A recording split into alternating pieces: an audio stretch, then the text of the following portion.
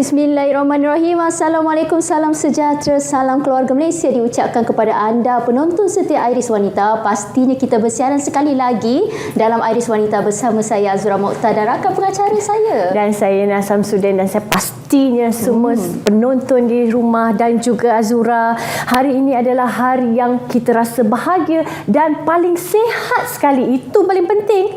Sebab kita nak kesihatan adalah nombor satu, kerana kesihatan itu mahal. Bila kita cakap pasal kesihatan mahal, pastinya ianya sangat bernilai dari sudut apa?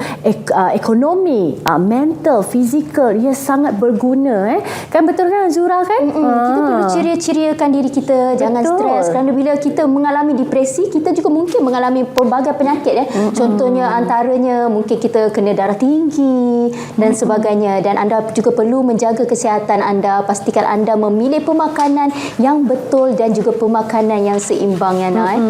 Baiklah, apa pun kita nak war-warkan kepada penonton setia kita di Iris Wanita ni, jangan lupa ikuti kami di media sosial kami di Facebook, TikTok dan juga apa lagi yang kita ada ni, Ana? Kita ada Instagram. Kita ada YouTube juga. Jadi senang je type Iris Wanita.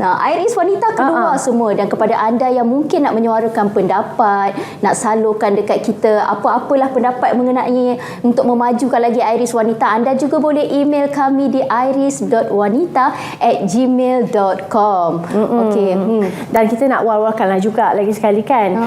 Sedia maklum, orang dah tahu Iris Wanita selalunya bersiaran setiap hari Ahad pukul 11 pagi di TV1. Tapi kita sebenarnya ada siaran ulangan tau. Kita ada di saluran Best pada pukul 4 petang.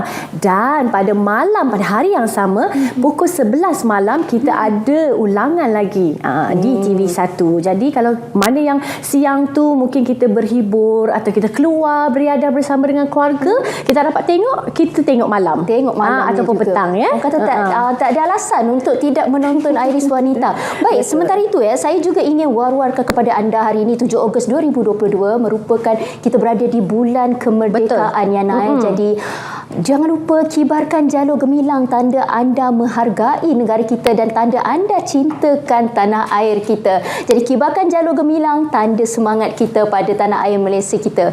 Baik, sebelum kita memperkenalkan tetamu kita pada hari ini, tetamu yang cukup istimewa, kita ingin membawakan kepada anda bingkisan parodi khas yang telah kita sediakan. Nak tahu pasal apa? Kita saksikan dan kita kembali lagi selepas ini.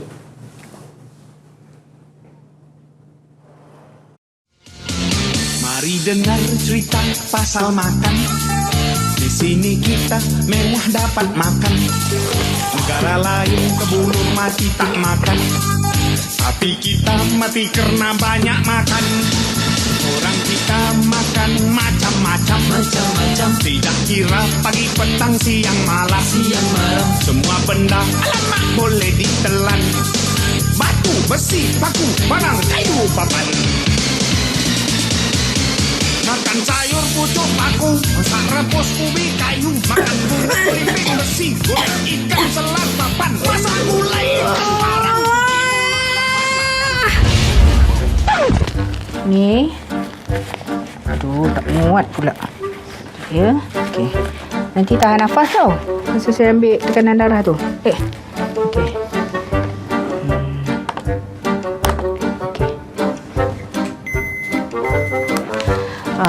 Puan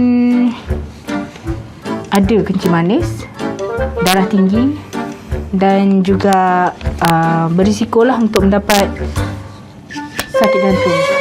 Jadi kalau ada gejala yang ditunjukkan dengan paras gula encik yang tinggi ni, boleh mendapat stroke, boleh mendapat penyakit buah pinggang. Jadi risiko-risiko tu boleh didapati sekiranya tidak dikawal dari sekarang. Jangan sedih. Memang kita nak makan sedap, tapi badan kita akan menanggung deritanya. Nasi doktor. Nanti ambil ubat ya depan. Okey. Nasi doktor. Mama.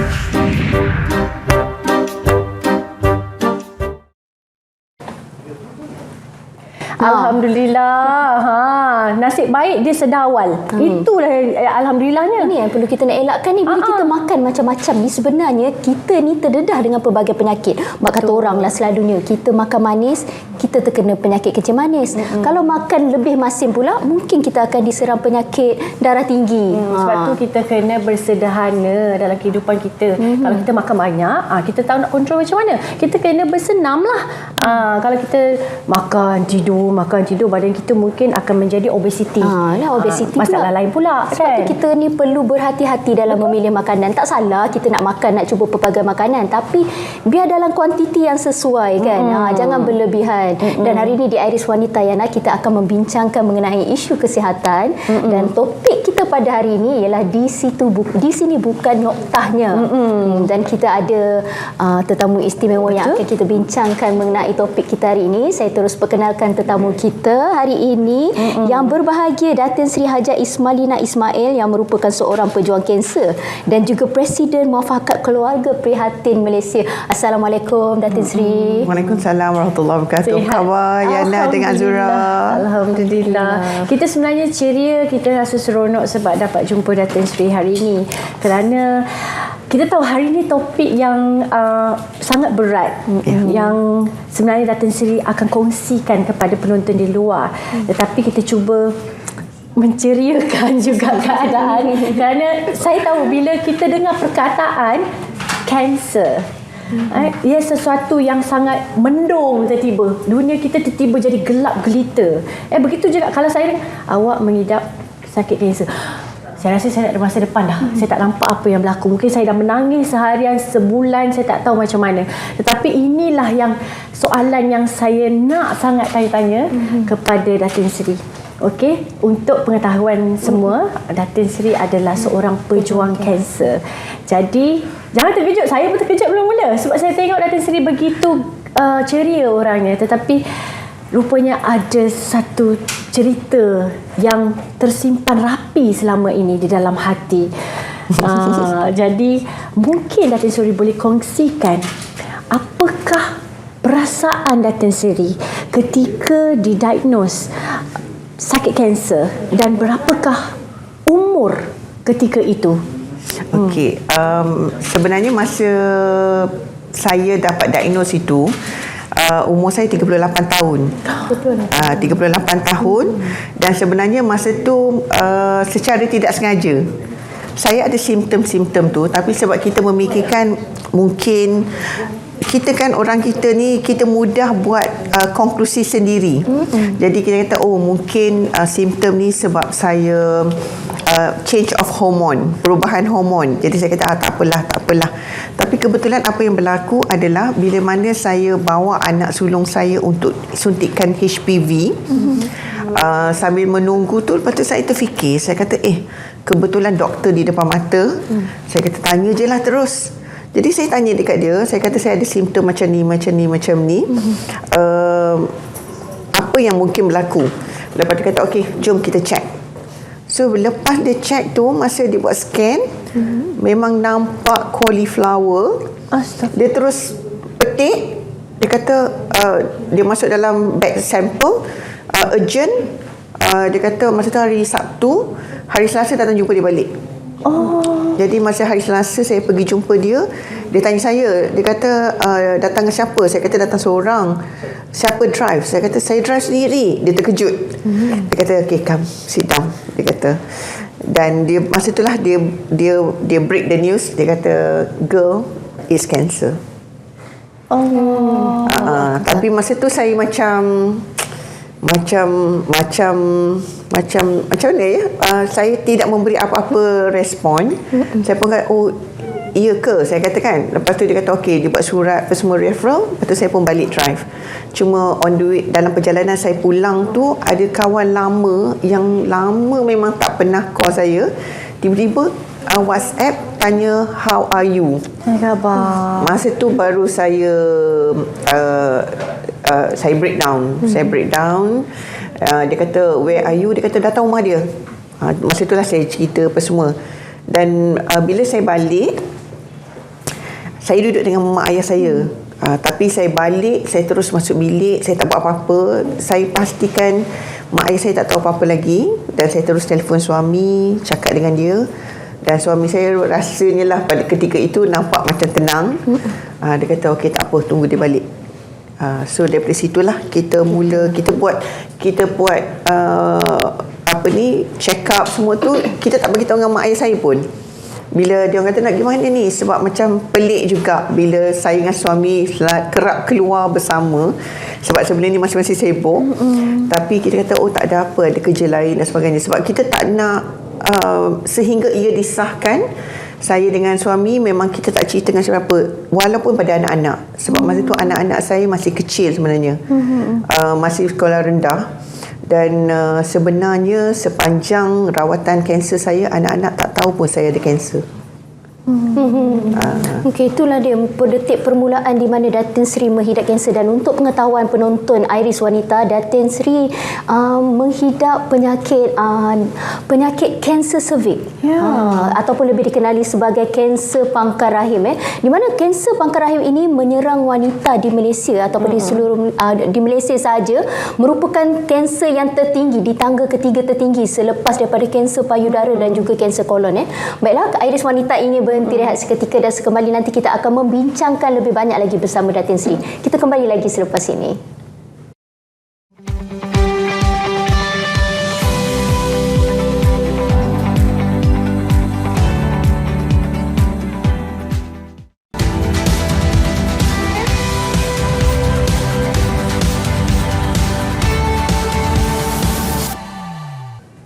Kembali lagi dalam Iris Wanita dan kita masih lagi bersama tetamu istimewa kita, Datin Sri Haja Ismailina Ismail, dan kita nak sambung lagi perbincangan kita, Datin Sri. Ketika mula-mula didiagnos kanser pangkar rahim ini, apakah penerimaan suami? Bagaimana keadaannya ketika itu? Sebenarnya macam suami saya ni, dia tak tunjuk sangat sebenarnya. Dan jadi tak nampak lah, tak adalah kami ni duduk bersama menangis, tak ada. Cuma bila dia balik, bila dia dapat tahu tu, dia terus cakap okey, terus pergi check up. Masa tu saya rasa dia dah buat homework. By the time dia dapat berita tu, sampailah ketika yang dia balik nak berjumpa dengan saya tu, dia dah buat homework dah. Dia kata okey, kita try yang ini, kita pergi jumpa doktor ni. So saya buat je, sebab pada saya benda tu, saya jenis orang yang suka cepat. Suami saya pun jenis suka cepat. Jadi bila macam tu, kita terus okeylah, terus pergi check up. Dan kita sahkan dulu tentang kanser itu. Kita pergi satu hospital yang telah dapat surat rujukan. Buat MRI sepatutnya stage 3. Tetapi bila buat physical examine, rupanya 2C. Jadi masa tu suami saya 2C tu macam mana tu? Maknanya 2C tu dia one level kurang sikit daripada stage 3 lah. Stage 3 lah. Jadi kita terus pergi hospital yang suami saya kata okey, kita pergi hospital ni untuk treatment, jumpa doktor ni. Jadi kita pergi ke sana. Dia pun dah dapat report semua, dan dia pun bagi tahulah macam inilah keadaannya apa semua. Saya ada minta juga, sebab saya kata doktor boleh tak bagi saya cuti sebulan lebih sebelum kita mulakan treatment. Dia tanya saya, kenapa nak delay? Saya kata sebab ada orang cakap dengan saya ada satu rawatan alternatif yang mungkin bagus. Dan doktor tu cakap dengan saya, dia kata, Datin Sri, kita tak tahu berapa lama dah benda ni ada dalam badan kita. Why wait? Faham. Jadi saya pun kepikir, masa tu baru bila dah confirm, baru saya cerita dengan mak ayah saya. Dan mak saya cakap, dia kata tak apa, rawatan alternatif itu sepatutnya jadi secondary. Rawatan utama adalah rawatan hospital. So proceed. Memanglah masa saya buat keputusan untuk teruskan rawatan tu, ada juga beberapa kawan yang mula dah tahu, kawan rapat yang mula tahu, yang try untuk stop saya dulu. Dia kata, kenapa nak terburu-buru? Kenapa tak nak try rawatan lain dulu? Dan saya pun memang diingatkan oleh doktor. Dia kata bila mana Datin Sri dah ada sakit ni, orang mula tahu, semua orang akan start telefon, try to call you, promote ubat ni, suruh rawatan alternatif ni, suruh rawatan ini, but stick to what we have planned, dia kata. InsyaAllah boleh dirawat, dia kata. Apa pun kita perlu macam stick dulu dengan perubatan, orang kata perubatan yang betul lah, dan alternatifnya barulah kita boleh melakukan perubatan Islam dan sebagainya. Okey, saya ingin bertanya kepada Datin Sri sendirilah. Adakah Datin Sri pernah mempunyai sejarah penyakit kanser dalam situasi dalam keluarga? Adakah ini ada. Oh, tak pernah. Jadi ini adalah yang pertama kali. Ya, sebab itu saya bila dapat tu saya macam tak percaya, sebab saya ni jenis orang yang jaga kesihatan. Jaga kesihatan, jaga makan saya, exercise. Kalau orang tengok badan, orang kata macam atlet kan, tapi rupa je atlet. Tapi tidaklah sebenarnya. Tapi saya menjaga semua tu dari segi pemakanan saya pastikan perkara-perkara yang tidak baik, sebab pada ketika itu kita dah mula dengar tentang kanser pembunuh.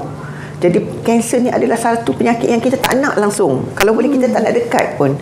Jadi sebab itulah bila mana didiagnose tu, satu tamparan jugalah pada saya. Cuma kita melihat kepada jangan berlengah, kita kena usaha, kena ikhtiar. Jadi kalau dah doktor cakap macam tu, jadi kita teruskan sajalah. Okey, tadi Datin Sri cakap Datin Sri adalah seorang yang sangat menjaga pemakanan, betul. jaga kesihatan. Bila didiagnose ada sakit kanser, apakah perasaan sebenar Datin Sri pada ketika itu? Sejujurnya saya tanya banyak diri saya ni. Saya kata kenapa of all person me? Padahal saya dah jaga semua dah. Saya jaga makan, saya jaga dari segi kebersihan saya.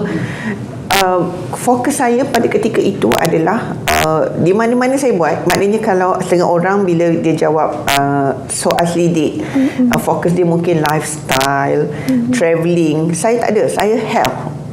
Itu adalah fokus saya. Jadi bila benda itu berlaku, memang tak boleh terima lah sebenarnya. Memang tak boleh terima. Saya mesti kata saya tak boleh terima. Tetapi macam saya cakap juga, saya jenis orang yang saya memegang kepada kata-kata mak saya. Menangis berdarah air mata sekalipun, perkara tidak akan berubah. So saya sentiasa letakkan itu menjadi salah satu prinsip dalam hidup saya. Bermakna kalau ada sesuatu musibah yang berlaku, nangis, tapi you kena ada deadline. Tak boleh nak nangis sampai sebulan. Jadi dia dah jadi macam habit kepada diri saya. Maknanya kalau katalah saya menangis 2 hari, lepas 2 hari tu saya fikir, okey, ke mana saya nak pergi lepas ni? So yang itu sebenarnya yang membawa saya kepada terus kuatkan rawatan. Dan bila dalam tempoh rawatan tu pun saya banyak buat eksperimen tentang diri saya.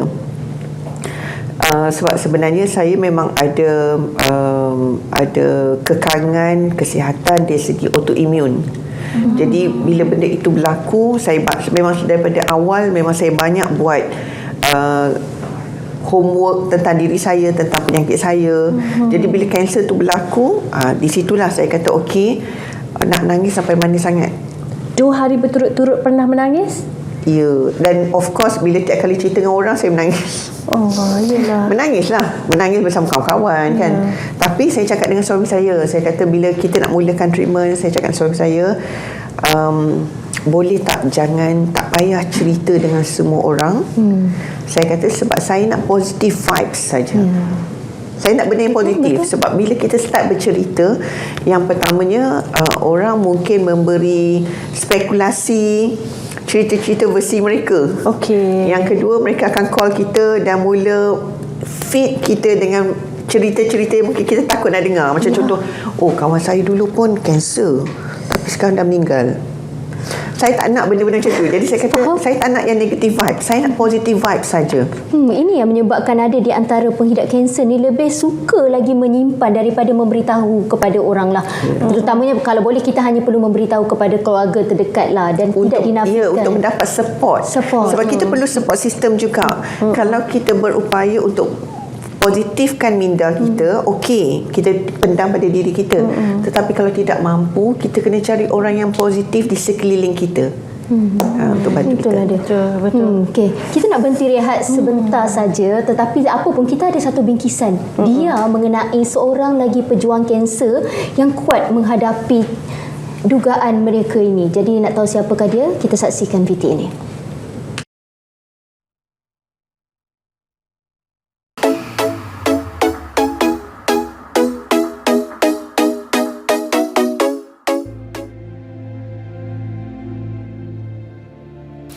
Bukan mudah untuk mana-mana wanita menerima hakikat apabila disahkan menghidap kanser payudara. Namun penyakit yang juga musuh nombor 1 wanita ini tidak seharusnya mematahkan harapan untuk para pejuang melawan penyakit tersebut. Menyelami hati seorang wanita kental, Hamizah Baharudin. Dia didiagnosis menghidap kanser payudara pada tahun 2012 selepas mendapati kelainan pada payudaranya. Namun, dia tidak sesekali patah harapan, sebaliknya sentiasa berfikiran positif.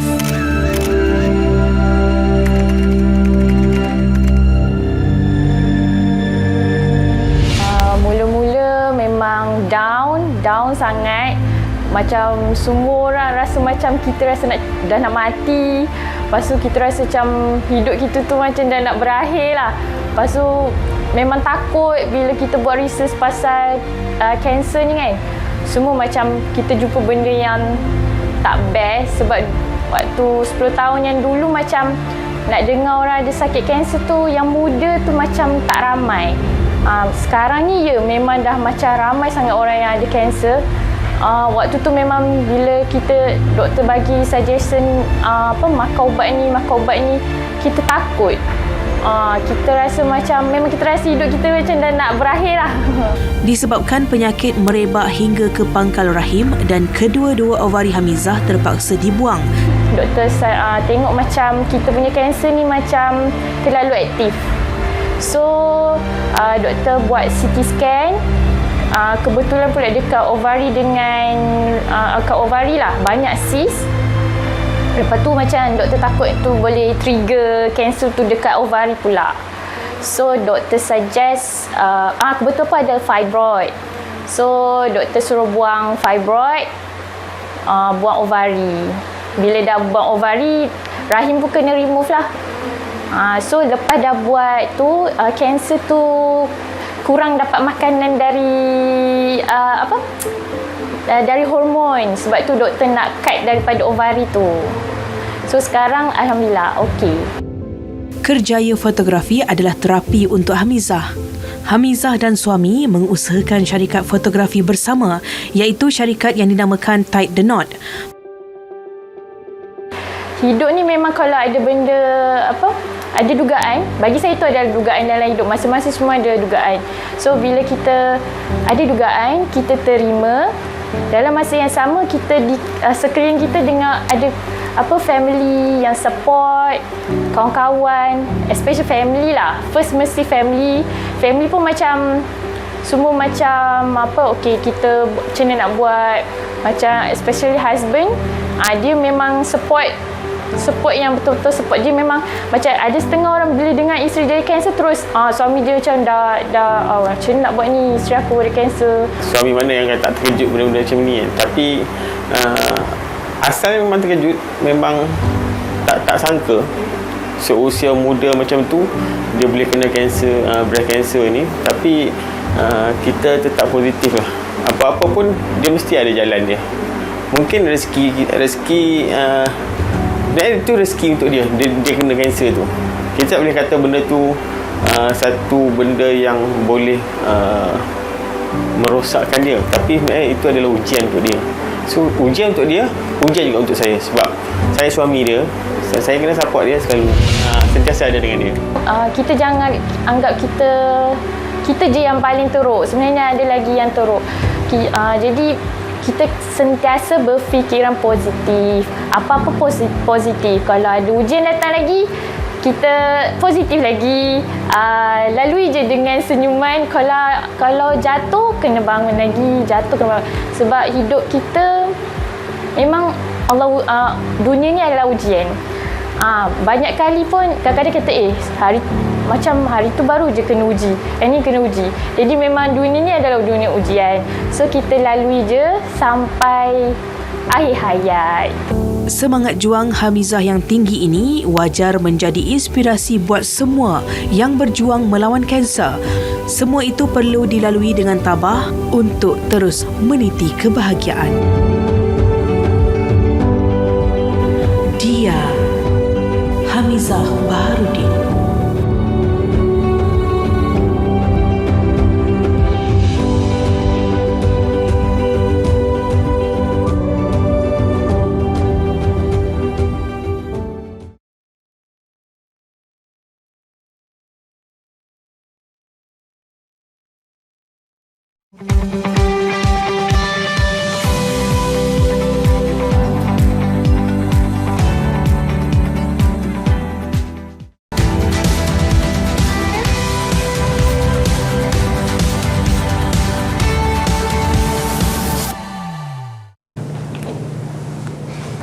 Kembali lagi dalam Iris Wanita. Baik Datin Sri, kita teruskan dengan perbincangan kita. Datin Sri, ramai yang berkata bila kita ni menghidap penyakit kanser ataupun apa juga penyakit, kita selalunya perlu sentiasa berada dalam keadaan positif bagi mengelakkan penyakit kita ini semakin teruk, orang kata. Pada pandangan Datin Sri sendiri, bagaimana Datin Sri mengamalkan cara hidup yang sihat, mengamalkan cara hidup yang positif bagi mengurangkan penyakit Datin Sri sendiri? Okey. Bila mana kita, macam saya cerita pengalaman saya, bila mana saya dah mula perjalanan saya dengan rawatan, fokus saya pada ketika itu adalah diri saya. Saya tak ada fokus pada benda-benda lain dah. Saya fokus diri saya, bermakna saya banyak melihat kepada apa perkara-perkara positif yang saya perlukan untuk saya melalui perjalanan itu. Sebab itu perkara pertama, doktor pun cakap, dia kata, Datin Sri, insya-Allah kalau you follow perancangan kita betul-betul, jangan ponteng-ponteng rawatan, insya-Allah boleh diubati. Pertama kita kena yakin. Jadi saya diagnose 2008 September hujung. Saya mula treatment Oktober 2008. Dan saya saya radio setiap hari. Untuk 22 session setiap hari, maknanya Isnin, Selasa, Rabu, Khamis, Jumaat. Dan Alhamdulillah saya berjaya buat supaya kemo saya setiap hari Isnin. Setiap hari selama 22 kali? Ya. Itu kemo, itu radio. Kemo saya sepatutnya 5 sesi, tetapi memanglah ada dugaannya. Jadi ada, selepas yang ketiga tu saya dah teruk sampai adik-adik saya semua dah nangis-nangis lah tengok saya punya masa tu. Jadi doktor kata badan saya tak mampu nak terima semua. Jadi dia kata diskaun satu. Diskaun satu maknanya dia 4 session lah kemo. Tetapi apa yang saya nak kongsikan dengan umum adalah keupayaan kita. Kalau kita tahu diri kita, kita tahu diri kita, kita eksperimen diri kita. Saya antara pesakit kanser yang tak turun sekilo pun berat saya. Sebab masa mula-mula lepas saya radio dan kemo, memang ada sebab kita cervix kan, jadi dia melibatkan rawatan daripada pinggang ke bawah. Dan masa tu saya mula start angin, tapi bila doktor buat pelbagai cara ubat, tak mampu, sampai doktor kata, Datin Sri, kami dah tak ada ubat dah nak bagi. Jadi saya eksperimen diri saya sendiri. Apa yang berlaku adalah setiap 2 jam saya makan. Jadi cukup je 2 jam saya makan. Saya mintalah Milo ke, saya pelbagaikan. Masa tu kita kena kreatif. Sebab kalau tidak, dan masa itu kalau orang fikirkan, lalu makan. Saya tak fikir pasal lalu. Saya fikir pasal saya kena makan supaya badan saya sihat untuk saya rawat. Jadi Alhamdulillah eksperimen saya berjaya. Dan saya tak ada angin. Bila saya tak ada angin, saya tak muntah. Bila saya tak muntah, jadi berat saya tidak berubah. Saya pernah berjumpa dengan seorang pesakit kolon kanser, hilang 15 kg. Dia kata dia tak lalu makan. Saya kata it's not about lalu atau selera, tetapi kita kena fikirkan survival. Betul. Itu satu. Yang bila saya buat kemo setiap Isnin, saya cuma ada Isnin, Selasa, Rabu, Khamis untuk baiki balik sel darah merah saya. Sebab Jumaat lepas tu saya kena ambil ujian darah. Kalau ujian sel saya sihat, Isnin boleh buat kemo. Kalau tak sihat, kena postpone Hari lain. Jadi apa yang saya buat eksperimen juga. Saya makan kambing. Memang masa first time saya buat tu, even jururawat yang di hospital tu pun terkejut. Sebab dia kata kambing ni tak boleh. Dia kata Bukan darah tak boleh merah. makan daging merah banyak kan. Tapi saya fikir, saya ambil teori saya sendiri dan saya belajar. Saya kata Rasulullah SAW makan kambing. Kalau tidak sihat, kenapa Rasulullah makan? Jadi saya buat eksperimen. Sebab saya kata kalau nak baiki sel tu, memang kena ada unsur darah merah. Tapi kita kena pilih apa dia. So saya makan kambing. Dan of course, bila orang dengar, orang kata tak boleh. Jadi saya terus, macam saya cakap, kita nak yang positif saja. Kita just shut off. Dan Alhamdulillah lepas kali pertama tu, memang saya dapat buat. Jadi saya teruskan juga makan kambing. Itu jadi kiranya saya punya discovery lah untuk diri saya. Itu antara benda-benda yang saya lihat yang bagus lah, yang Alhamdulillah saya dah praktiskan. Sepanjang menjalani kemoterapi, mungkin ada Dato' Sri boleh kongsikan apakah corak pemakanan yang mungkin boleh diamalkan oleh mereka yang menjalani kemoterapi. Contohnya mungkin ada setengahnya berpendapat kita kena mengelakkan apa tadi Dato' Sri cakap, daging merah dan sesuatu yang macam manis, gula-gula ni pun kita perlu elakkan juga kan. Jadi apakah bentuk pemakanan yang doktor sarankan kepada Datin Sri sendiri? Sebenarnya kalau macam hospital, dia tak ada banyak sangat pantang. Seingat saya lah. Walaupun ada juga kawan-kawan bagi buku banyak untuk saya baca tentang diet. Tapi kita sendiri kita tengok benda yang basic. Benda basicnya apa? Sebab masa saya dulu tak adalah, macam ada juga kawan-kawan yang ada kanser yang tak makan seafood. Tapi masa pengalaman saya tak ada mengalami masalah itu. Maknanya saya tak pantang sangat. Pantang saya cuma saya pastikan saya banyak ambil white meat. Dan saya kurangkan pengambilan gula. Macam zaman sekarang, Alhamdulillah saya dah berapa tahun ni dah selamat. Setakat ni Alhamdulillah selamat daripada kanser. Memang orang kata tak boleh banyak makan sweets, tapi sebenarnya favourite saya dessert. Favourite saya durian. Nak juga kan, takkan rasa tak boleh makan. Jadi saya tak boleh nak kata no. Saya kalau ada nampak dessert, pastry tu, memang itu yang saya tuju dulu. Cuma kurangkan. Again, kita kena tahu diri kita. Maknanya selalunya kalau saya banyak makan durian, sebab saya makan durian kadang-kadang 20 ulas sekali makan. Saya memang suka hantu durian. Jadi lepas makan, saya rendam green tea.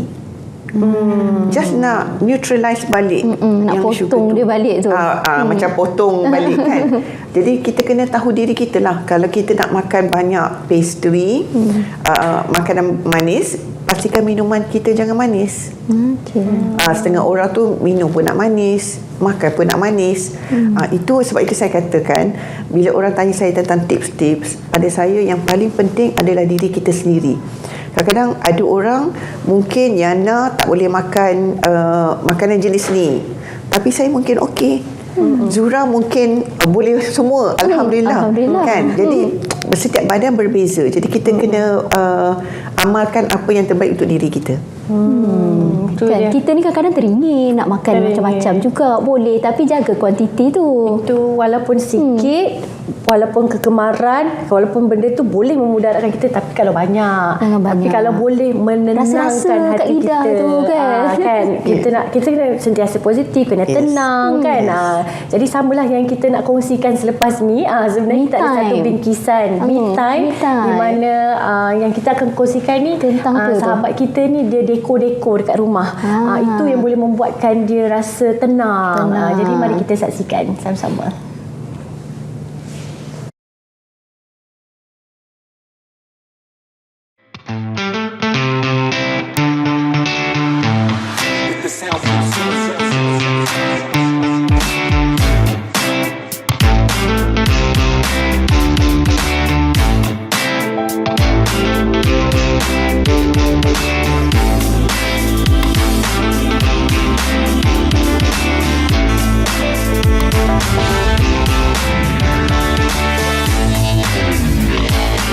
Hai,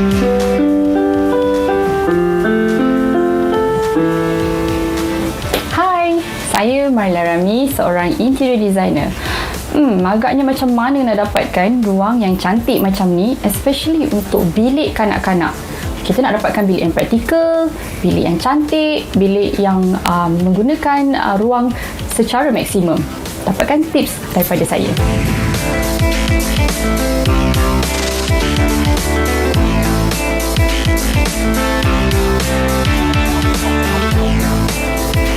Okey, untuk mendekorasi ruang kanak-kanak, ada beberapa tips yang kita boleh guna pakai. Yang pertama, penggunaan dinding secara maksimum. Di dalam ruang bilik anak saya menggunakan warna biru gelap kerana anak saya seorang anak lelaki dan saya telah menggunakan konsep seperti wall climbing tu untuk aktiviti yang dia suka untuk buat. Jadi, saya telah mencantikkan ruang tersebut supaya anak-anak ini terasa lebih gembira dan berasa seronok untuk menggunakan ruang tersebut. Antara yang lain pula, seperti barang-barang yang tidak digunakan oleh anak saya telah mengambil yang terbaik supaya saya boleh buat dia seperti display. Seperti di sini ada beberapa barang yang saya gunakan untuk diguna pakai sebagai display item di area tempat dia membuat kerja. Di dalam sebuah bilik juga perlu ada tempat membaca dan juga tempat membuat kerja-kerja harian. Okey, tips seterusnya untuk nak mendekorasi bilik anak-anak, yang paling penting adalah cabinets ataupun built-in. Cabinets ni terpulang kepada anda semua sama ada nak pakai yang loose ataupun kita buat built-in. Built-in ni yang menariknya sebab kita boleh design, kita boleh dekor ikut keperluan anak kita. Contohnya untuk built-in kita ada tempat untuk anak kita meletak pakaian, ada tempat untuk meletakkan buku-buku dan juga permainan-permainan ataupun barang berharga yang tidak digunakan. Jadi maksimumkan ruang dengan built-in ataupun kabinet yang betul.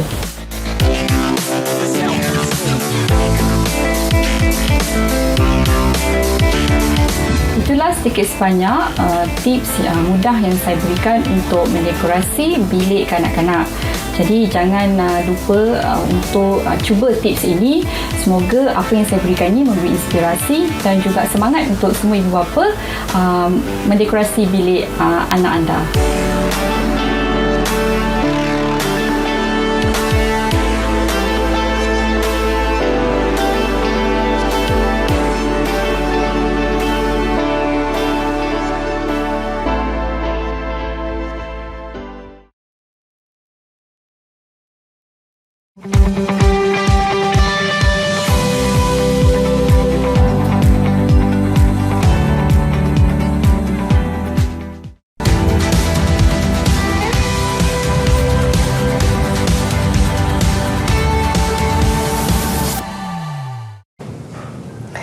Alhamdulillah, kembali lagi bersama Iris Wanita dan kita masih lagi bersama dengan tamu istimewa kita dan kita nak terus tanya pada Puan Sri.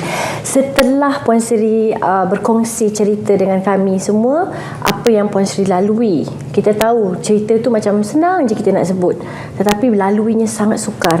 Begitu juga dengan bereksperimen makanan, dengan nak menapis lagi nasihat-nasihat di belakang yang kata buat alternatif ini, tidak perlu ikut doktor. Masa tu membuat keputusan adalah sangat-sangat sukar. Tadi Puan Sri cakap diri sendiri kena kuat, tetapi siapakah orang yang betul-betul di sebalik belakang, tulang belakang Datin Seri yang menjadikan Datin Seri begitu kuat? Sebab Datin Seri kata anak-anak tak tahu macam mana sembunyikan tu. Tak mungkin, sebab selalunya orang melalui kemo mesti muka dia akan lain. Tak turun kilo, ya, tetapi tidak sihat dan cara pola pemakanan berbeza, itu pastinya akan membocorkan rahsia. Tetapi macam mana Datin Seri boleh simpan rahsia itu serapi-rapinya? Okey. Menjawab soalan yang pertama, siapakah tulang belakangnya? Myself. Dan dibantu oleh Allah. Sebab pada ketika itu kita kena banyak rapatkan diri kita pada Allah. Banyakkan berzikir, banyak minta kekuatan daripada Allah. Sebab sebenarnya apa yang saya kongsikan di sini hanyalah 1/3 daripada pengalaman saya sebagai pejuang kanser. Ada lagi cerita-cerita yang orang kata the downs dalam sakit kanser ini. Tetapi apa yang bezanya adalah sebab saya ingat antara treatment, ada treatment tu, ada juga yang jururawat kata, dia kata, Datin Sri ni tenang je, dia kata, kalau orang lain dah maki-maki ni sakit, dia kata. Saya kata macam ni, kita ni orang Islam, kita ada Allah. Jadi bila mana kita sambil buat treatment tu, kita kena berzikir, minta ke Allah. Sebelum kita start tu, kita kata, ya Allah, Tuhanku, tolonglah permudahkan, hilangkanlah sakit ni, ya Allah. Kita zikir. Paling susah pun, paling senang pun tasbih, tahmid, takbir. Kita baca berulang-ulang dan fokus kita lebih kepada minta tolong daripada Allah, kan? Dari segi anak-anak, sebab saya faham bila saya kemo tu cuma 1 hari je saya down. Waktu permulaan tu lah. Ya, maknanya sepanjang kemo tu, kalau tidak saya akan baring je. Jadi lesu kan? Lesu saja sehari. Lepas tu saya try to be like normal lah. Cuma bila lepas saya selepas 16 siri radio, memang saya on wheelchair. Saya on wheelchair sampai anak bongsu saya masuk darjah 1 pun yang mengelolakan adalah anak sulung dan suami saya. Yang tak pernah berlaku lah. Selalunya saya yang uruskan anak-anak. Tapi kali ni memang saya on wheelchair. Saya tidak dibenarkan untuk bergerak langsung. Tapi bila bila orang tanya, bila anak-anak tanya, kata Umi tak sihat. Itu je. Kita cakap Umi tak sihat. Dan sebab saya tak nak elaborate more. Sebab saya memikirkan, saya tak nak saya nak fokus pada diri saya. Kalau saya cerita dengan anak-anak, nanti anak-anak sedih. So saya akan terpaksa membahagikan masa saya, memfokus kepada anak-anak juga untuk menggembirakan mereka, untuk console them. Jadi lebih baik mereka tak tahu. Dan saya rasa mereka cuma tahu saya kanser setelah lepas saja treatment habis saya kanser, ada komplikasi-komplikasi tambahan selepas rawatan saya tu, siri 3 kemo, radio dan brachytherapy. Masa tu bila ada komplikasi lain, yang saya ada rawatan lain, masa tu baru anak-anak tahu saya rupanya saya ada major punya sickness. Dan lepas tu baru mereka tahu saya ada kanser. Macam mana keadaan anak-anak ketika itu? Depan saya dia tak cerita. Belakang tu so they are like me. Actually anak-anak macam saya. Jadi dia nak menangis, dia menangis dengan kawan-kawan. Kadang-kadang I think dia console one of my best friend lah.